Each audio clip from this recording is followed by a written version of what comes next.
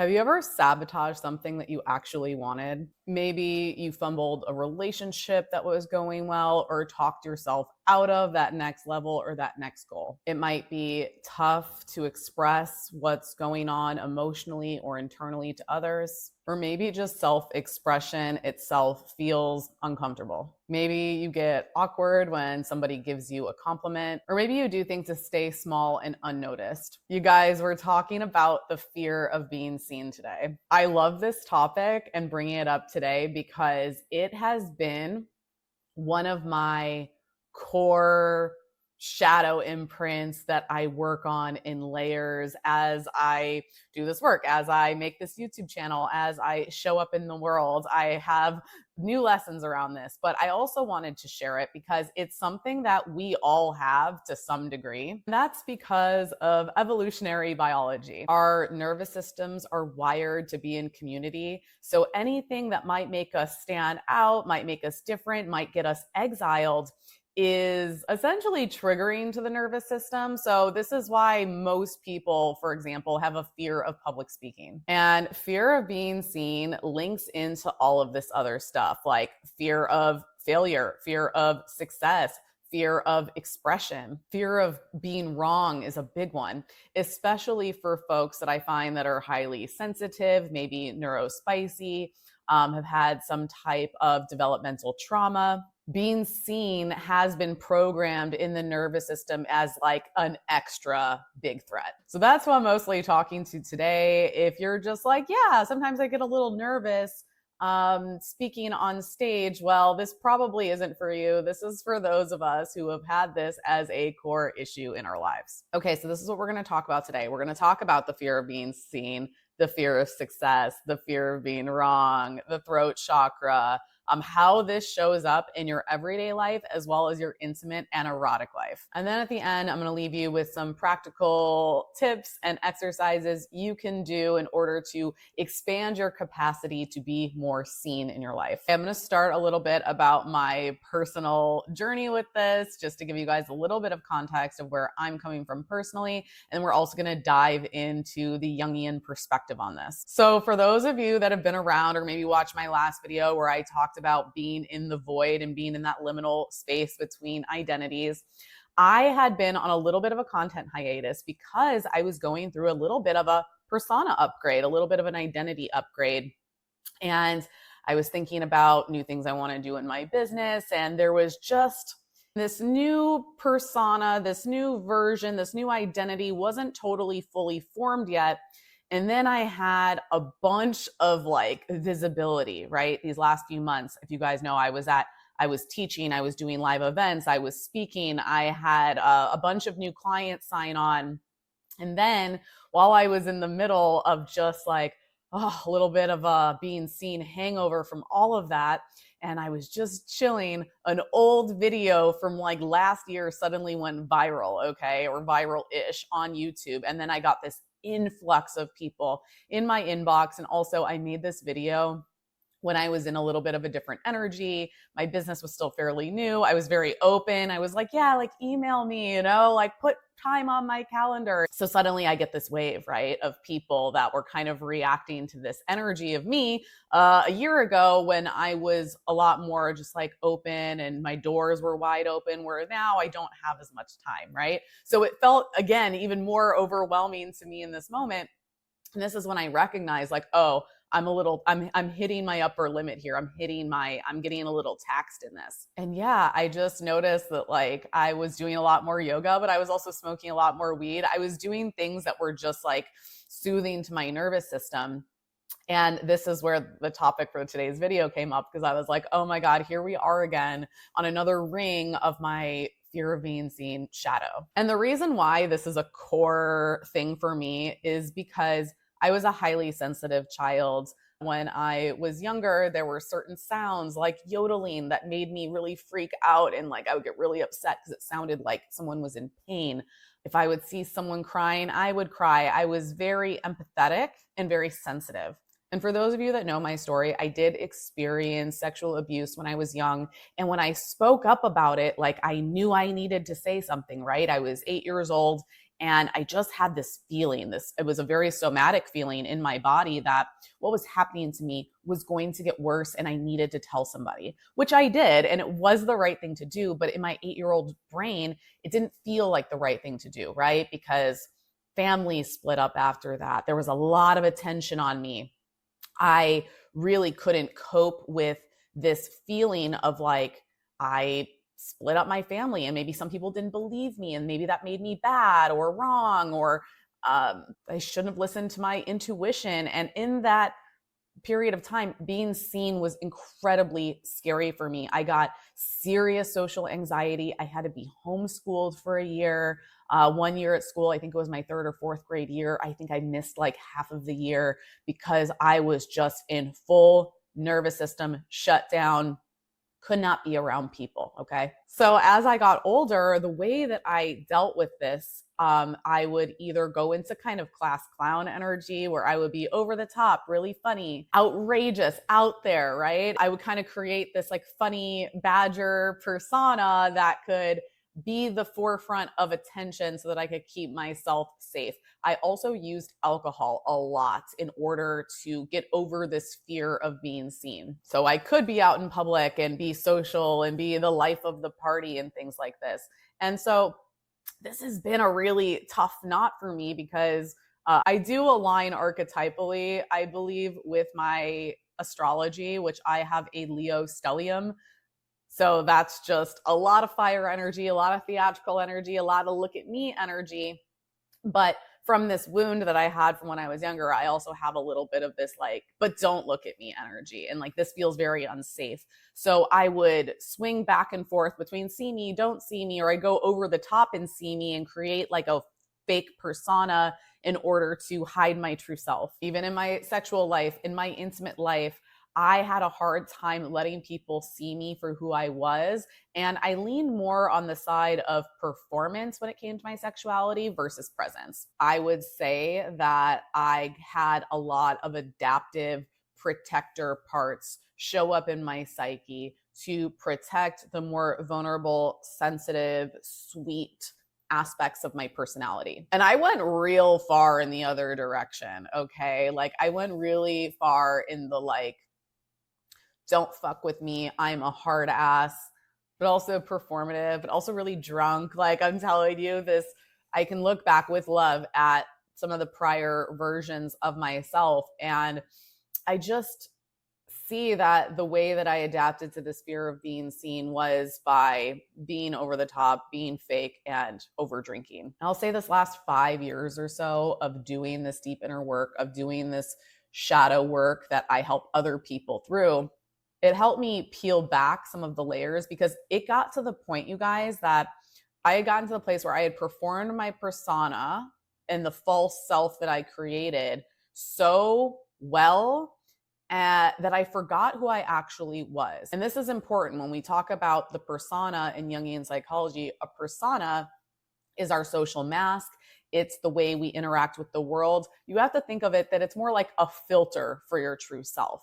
But if you have wounding around this, if you have a deep fear of being seen, this persona is going to be less like a filter and more like a door, meaning that a lot of your true self can't really get through for other people to see it because the mask is essentially protecting your true self and protecting the ego so much that you play it so much, so long that you become this false self to yourself. It can be hard to explain, but if you know what I'm talking about, you know what I'm talking about. It's this feeling of like, I actually don't know who I am anymore. So yeah, that feeling is what got me started on doing shadow work, which is what got me started in doing this deep inner work, because even with 20 years of therapy, I still could not loosen up this false persona I had created for myself. And I knew it, but I didn't know what to do about it. And it's like when we fear being seen, this mask will reflect a lot more of what you think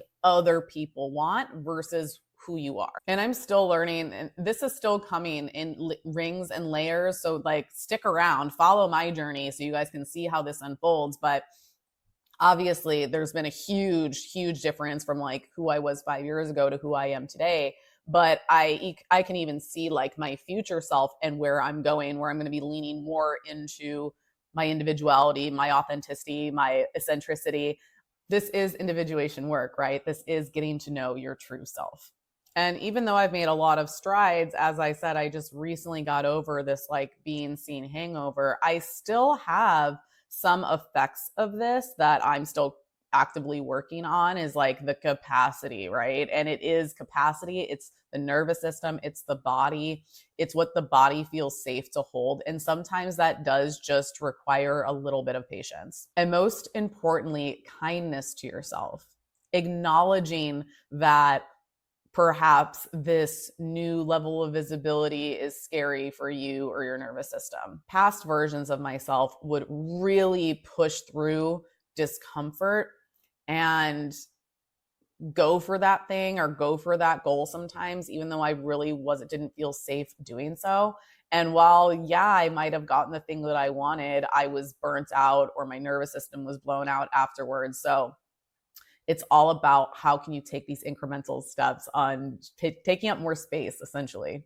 Like, it's so funny when people see me speak, they're like, oh my God, that was so good. Like, I was mesmerized. I was so tapped into what you were saying. And like, you're such a good speaker. And I'm like, oh, thank God you felt that way, because I was literally like scared as shit the entire time I was up there speaking. So it's like, yes, I will take steps and do things even if my nervous system is freaking out or I'm scared.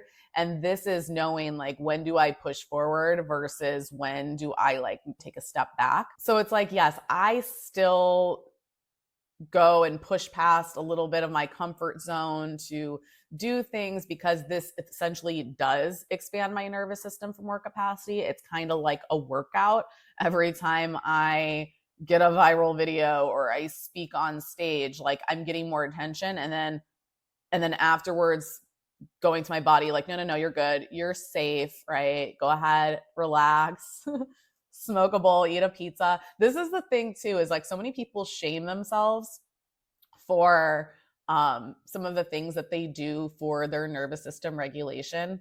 And I'm of the belief that if you do things consciously, it's fine. It's the shame that keeps you in these spirals of things that you don't want to be doing. But yeah, I'll save a little bit more for the end, because we're going to talk more about like things to do. But I just wanted to kind of put that in there, is like, there are times to be like, nope, I don't have the capacity to do that. And there are times to be like, I can push through this a little bit. Like, I can do this. But understanding that like, it's okay where you're at. It's just, we need to bring consciousness to this particular fear. Otherwise, it will unconsciously run our lives. So I associate this fear of being seen with a couple of different things. One being the fear of success. So being successful is scary to the nervous system, right? Because it makes you stand out. A lot of people have an unconscious fear of being successful, because then other people are going to see them as outside of the group, especially if it comes down to something like making more money than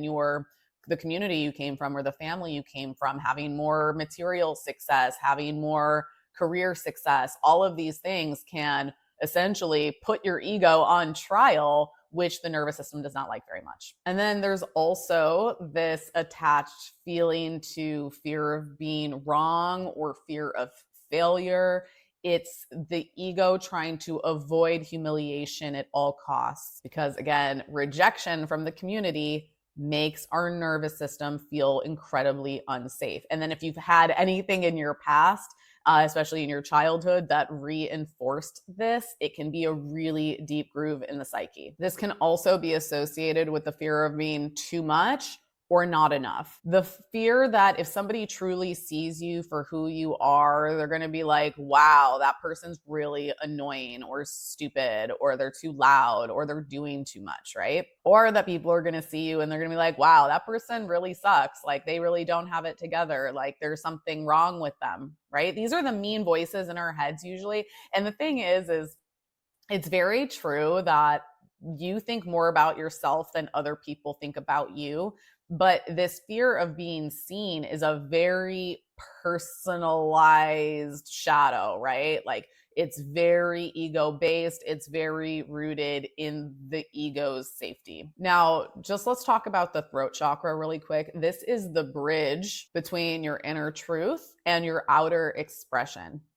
So many times, if you have a fear of being seen, you might also have a fear of speaking up, speaking out, asking for your needs, being vulnerable, even giving somebody else a compliment or seeing somebody else. Like, that makes you feel uncomfortable because you feel like it would be uncomfortable for you. So really, this fear of being seen, it's very isolating and it can be a very lonely experience. You're kind of living in your own head. And of course, this intertwines with our intimate lives, our sex lives, the way that we sexually express ourselves. When we are in sexual connection, especially with another, it is the most vulnerable we will be, right? Like, we're naked, we are all the parts of us that we don't show every day is being shown to this person, right? Both symbolically and literally. And this can be a lot to somebody who has a fear of being seen. So you might find that you go into performance mode, you disassociate, you are overly focused on whatever is going on with your partner, you're overthinking, what you're doing or like what position you're in, or like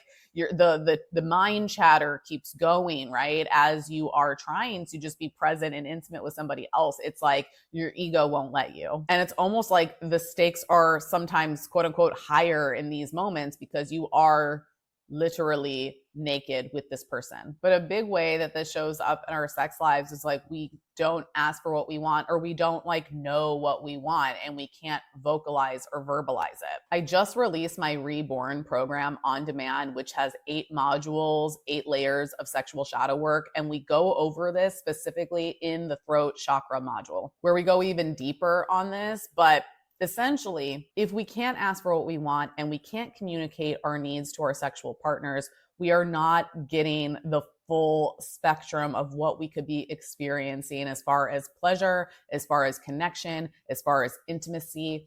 And that's not a fun way to live, is it? Like, who wants that? You deserve pleasure, you deserve connection, you deserve to feel safe with somebody else. I've also seen this come up in people's dating life.